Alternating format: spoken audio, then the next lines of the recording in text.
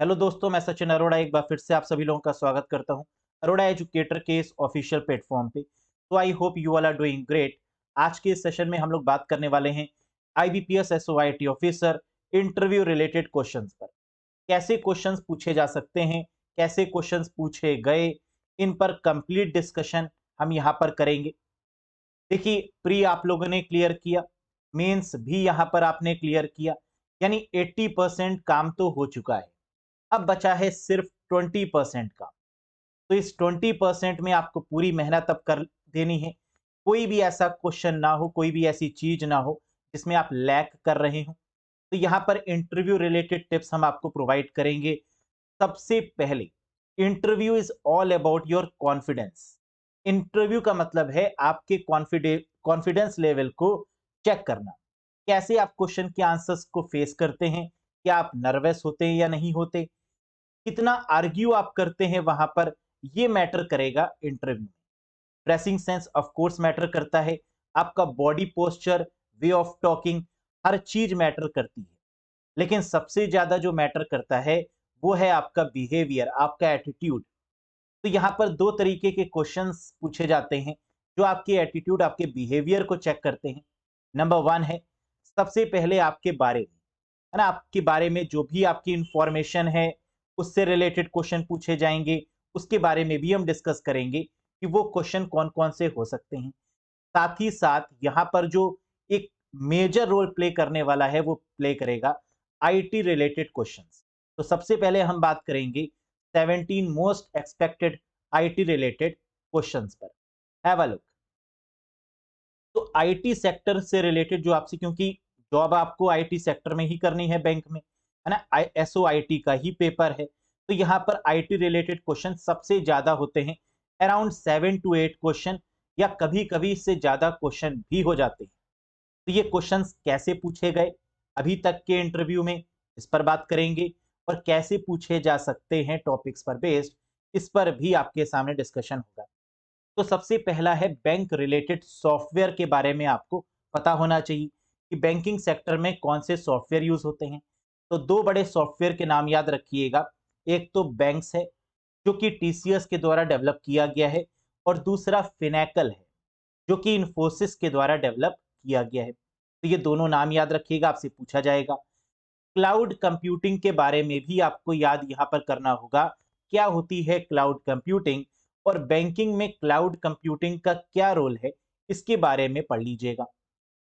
Biometric technology, banking sector में biometric technology का क्या एडवांटेज हो सकता है, क्या क्या रोल हो सकता है, कहां कहां पर इसको इंप्लीमेंट किया जा सकता है, as well as biometric technology होती क्या है, इसके बारे में नॉलेज।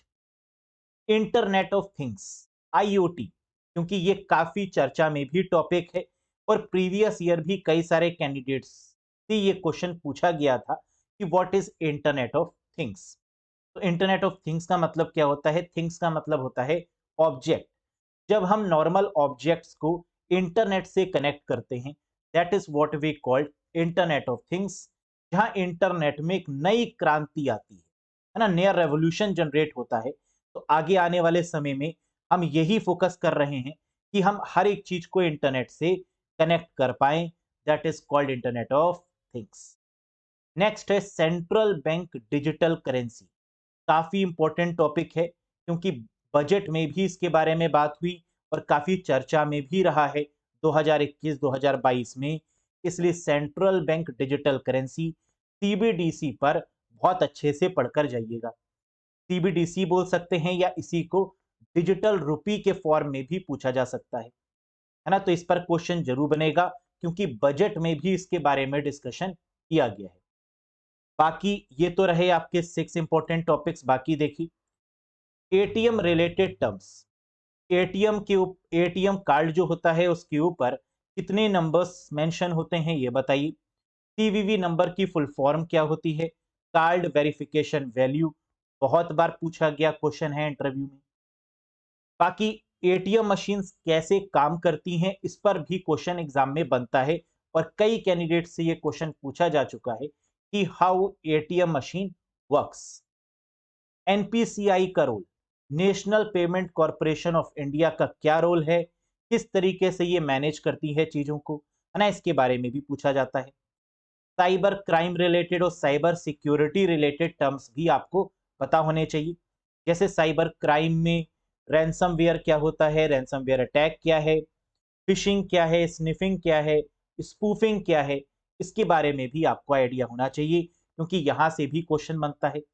फिशिंग के बारे में बहुत ज्यादा पूछा जाता है कि व्हाट इज फिशिंग अटैक, और बैंकिंग सेक्टर में फिशिंग अटैक से कैसे बचा जा सकता है, रैंसमवेयर अटैक से बैंकिंग सेक्टर में कैसे बचा जा सकता है, इस पर भी क्वेश्चन एग्जाम में, इंटरव्यू में पूछे जाते हैं।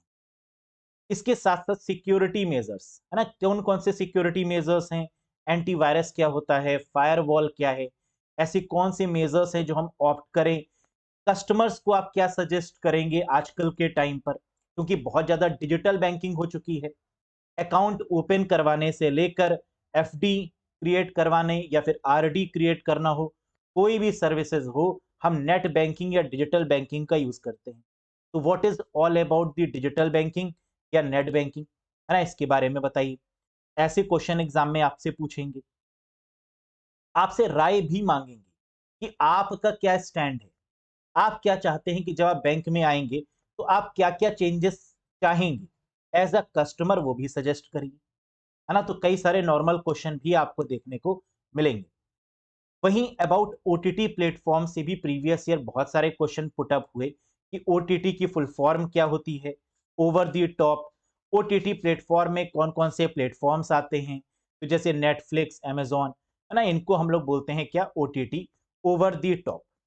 Next about IT act, IT sector के बारे में और आईटी एक्ट के बारे में भी पूछा जाता है। जो हम लोग जानते हैं आईटी एक्ट 2000 है, इसको 2008 में मॉडिफाई किया गया। प्रमोद महाजन जी आईटी एक्ट को लेकर आए 2000 में। ई कॉमर्स से रिलेटेड ये गवर्न करता है, तो इसके बारे में भी आपको फैक्ट्स पता होने चाहिए। नेटवर्किंग भी एक काफी इंपॉर्टेंट टॉपिक बनता है जहां से क्वेश्चन पूछे जाते हैं। जैसे आईपी एड्रेस और मैक एड्रेस में क्या डिफरेंस होता है, आईपी एड्रेस का रोल क्या होता है और मैक एड्रेस का रोल क्या होता है ना, ऐसे क्वेश्चन भी एग्जाम में, इंटरव्यू में पूछे जाएंगे। नेटवर्किंग की बात करें तो ओएसआई मॉडल से भी क्वेश्चन आपसे पूछा जाता है, जैसे गेटवे किस लेयर पर काम करता है, या ब्रिज या राउटर किस लेयर पर काम करता है, ये बताइए। तो ऐसे सिंपल स्ट्रेट फॉरवर्ड क्वेश्चंस भी आपको आईटी में पूछे जाएंगे इंटरव्यू के दौरान। ये तो बात हो गई 13 इंपॉर्टेंट क्वेश्चंस की। आगे देखिए, नेटवर्किंग डिवाइसेस से क्वेश्चन पूछे जाते हैं, जैसे राउटर क्या है, स्विच क्या है, या ब्रिज क्या है। या प्रीवियस ईयर या उससे प्रीवियस ईयर की बात करें तो डिफरेंस भी पूछा जा चुका है कि राउटर और स्विच में क्या डिफरेंस है। तो अगर आपको डिफरेंस पता है तो बहुत बढ़िया, नहीं पता तो पहले राउटर के बारे में बता दीजिए, फिर स्विच के बारे में बता दीजिए, है ना। तो कभी भी कोई डिफरेंस पूछें तो आपको अगर एग्जैक्ट डिफरेंस पता है तो आप बताइए, नहीं पता तो दोनों को अलग अलग एक्सप्लेन कर दीजिए कि सर राउटर ये है, राउटर का इस्तेमाल यहाँ यहाँ होता है और स्विच का इस्तेमाल यहाँ यहाँ पर होता है। ठीक, इस तरीके से आप एक्सप्लेन कर सकते हैं। यूनियन बजट 2022, बजट से अक्सर एग्जाम में, इंटरव्यू में क्वेश्चन पूछे जाते हैं कि बजट में आईटी रिलेटेड क्या डिस्कशन हुआ है ना, बताइए। तो यहां पर क्या हुआ है, मेन बात जो क्या है, given the focus on digitization, यानी बजट में डिजिटाइजेशन को ज्यादा फोकस दिया गया, है ना, पहला point.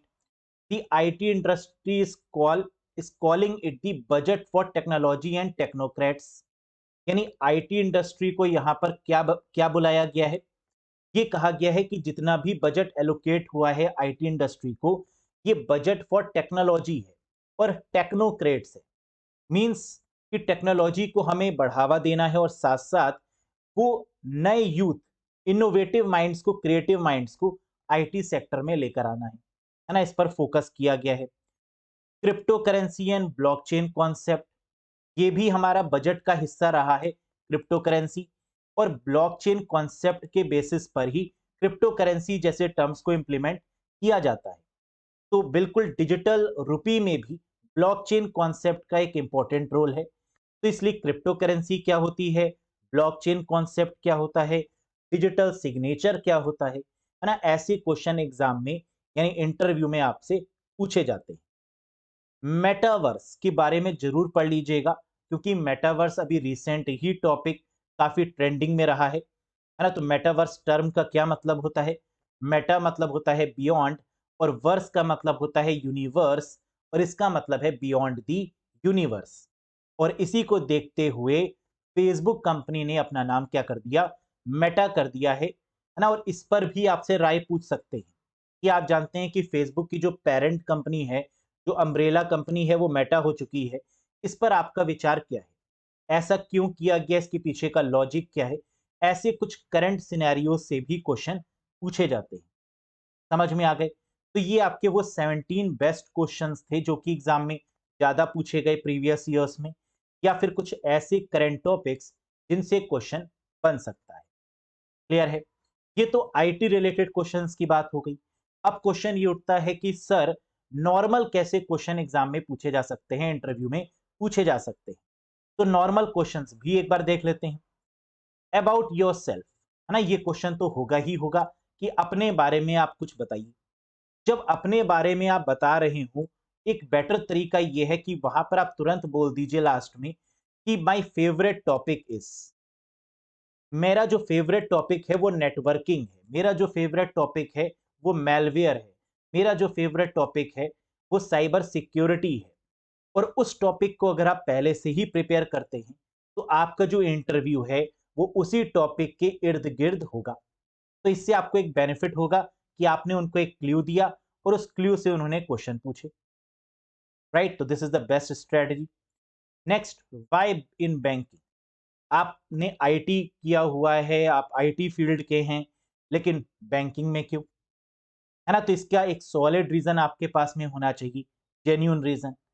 Role of IT in banking, banking में आईटी का क्या रोल होगा, क्या डेवलपमेंट आप देख रहे हैं, 10 साल के बाद फ्यूचर कहां पहुंचने वाला है ना। क्या पूरा प्राइवेटाइजेशन होगा या पब्लिक सेक्टर ही रहेगा?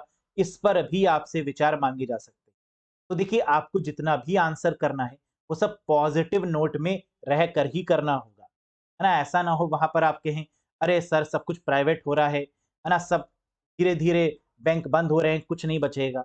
तो ऐसा बिल्कुल भी आपको नहीं करना है। यानी जो आपका आंसर होना चाहिए वो पॉजिटिव नोट पर ही होना चाहिए। नेक्स्ट, ग्रेजुएशन में आपके पास कौन कौन से सब्जेक्ट्स थे, मार्क्स, और किस ईयर में आपने ग्रेजुएशन किया? इस पर भी क्वेश्चन बनता है, क्योंकि कई सारे कैंडिडेट्स ये भूल जाते हैं कि ग्रेजुएशन में उनके पास कौन कौन से सब्जेक्ट थे। मार्क्स कितने थे और ईयर, ये भी एक बार देख कर जाइएगा। पीजी में आपके पास कौन कौन से सब्जेक्ट्स थे, इवन मार्क्स एंड ईयर, इस पर भी आप एक बार देखिएगा। और खुद एक बार रिकॉल करने की कोशिश करिएगा जाने से पहले कि हम क्या सही आंसर कर पा रहे हैं। नेक्स्ट देखिए, in which bank do you have account? Again a very very important question. ये क्वेश्चन भी प्रीवियस ईयर मैक्सिमम कैंडिडेट से पूछा गया कि आपका किस बैंक में अकाउंट है। तो जैसे ही आप उस बैंक का नाम बोलेंगे, उस बैंक के रिगार्डिंग भी आपसे पूछा जाएगा कि इस बैंक का अच्छा लोगो बताइए, इस बैंक की टैगलाइन बताइए, इस बैंक के सीईओ कौन है ये बताइए।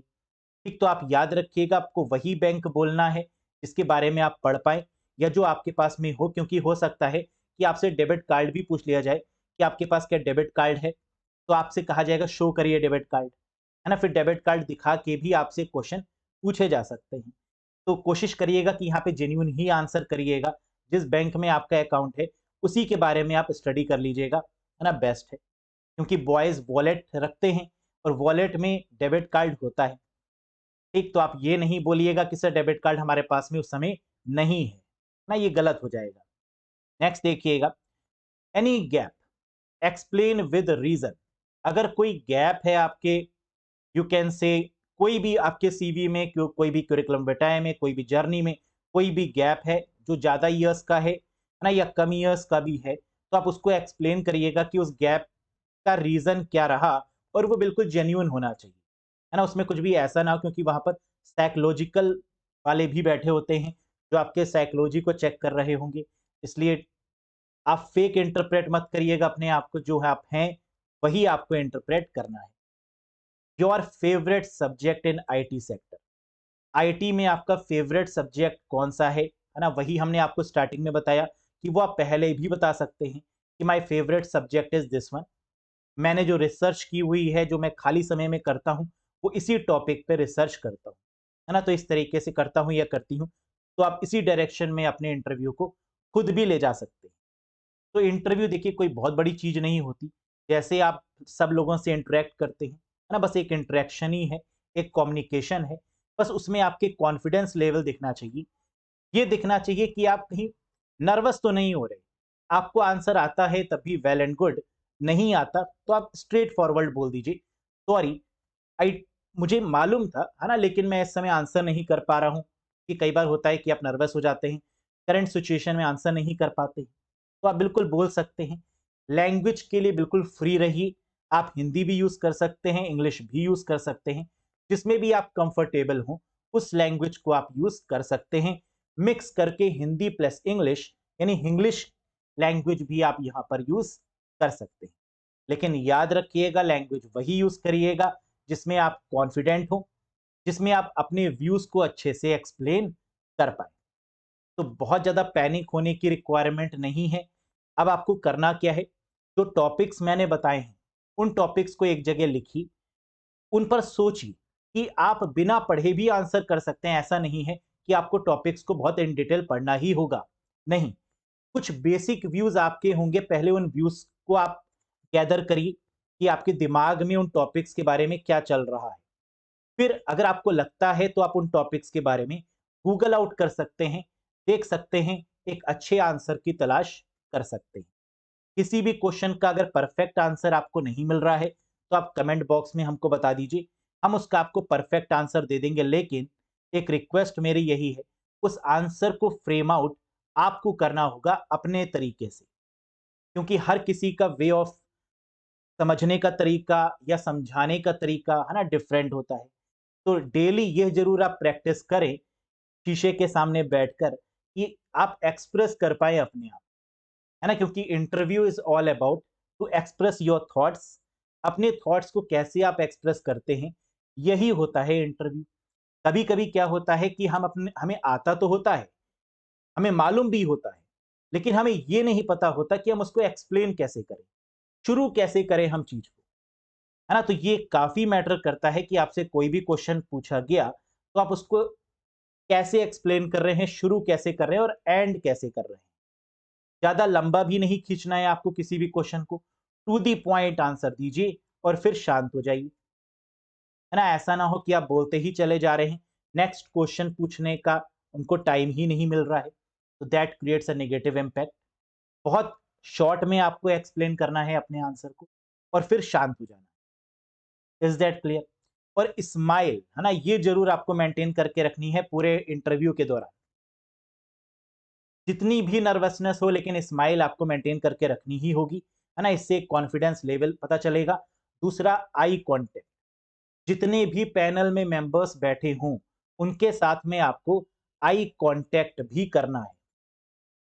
सबसे बड़ी गलती जो कैंडिडेट करते हैं, वो सामने ही देखते हैं।